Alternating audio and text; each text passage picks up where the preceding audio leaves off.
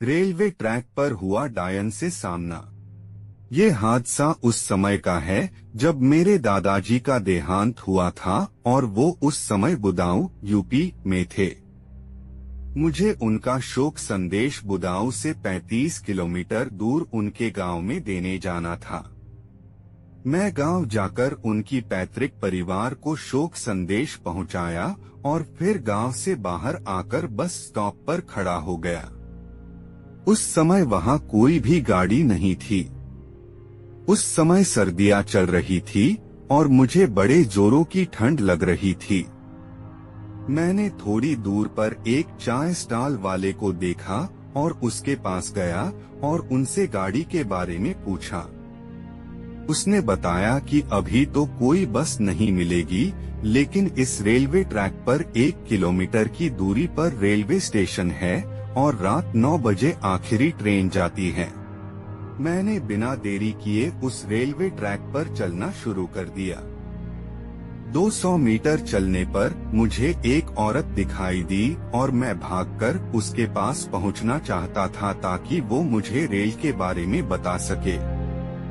मैं जैसे ही उसके पास गया और उससे स्टेशन के बारे में पूछना चाहा तो बोली, मुझे कुछ नहीं पता और यहाँ से भाग जा। मैं उसके पीछे पीछे चलता गया और थोड़ी देर बाद देखा तो उसकी चाल मुझे अजीब लग रही थी। मैं अपने मोबाइल का टॉर्च जलाकर उस औरत को देखना चाहता कि ये औरत इतनी रात को इस रेलवे ट्रैक पर क्या कर रही है। जैसे ही मैंने टॉर्च जलाया वो औरत बोली, टॉर्च बंद कर दे वरना तेरी सांसें बंद कर दूंगी। मैं उसकी आवाज सुनकर डर गया और वापस उस स्टॉल वाले की तरफ चलने लगा।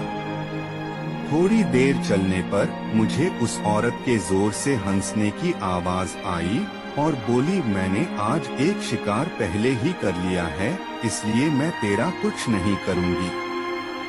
ये कहते ही वो जोर से मेरी तरफ आई और जब तक मैं कुछ कर पाता तब तक उसने मेरे हाथ को जोर से पकड़ा और मैं बेहोश हो गया।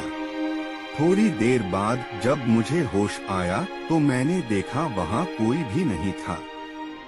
मैं जोर से रेलवे स्टेशन की तरफ भागा और वहाँ सीधे स्टेशन मास्टर के कमरे में चला गया और उनको सब बताया तो उन्होंने मुझे चाय पिलाई और कहा कि जिससे तुम मिलकर आए वो एक डायन थी, आज तुम बच गए। ये आज से कई साल पहले इस ट्रैक के नीचे कटकर मर गई थी और उसकी आत्मा आज भी इस ट्रैक पर भटकती है। अब मैं सारा माजरा समझ गया और ट्रेन में बैठकर दादी के यहाँ चला गया।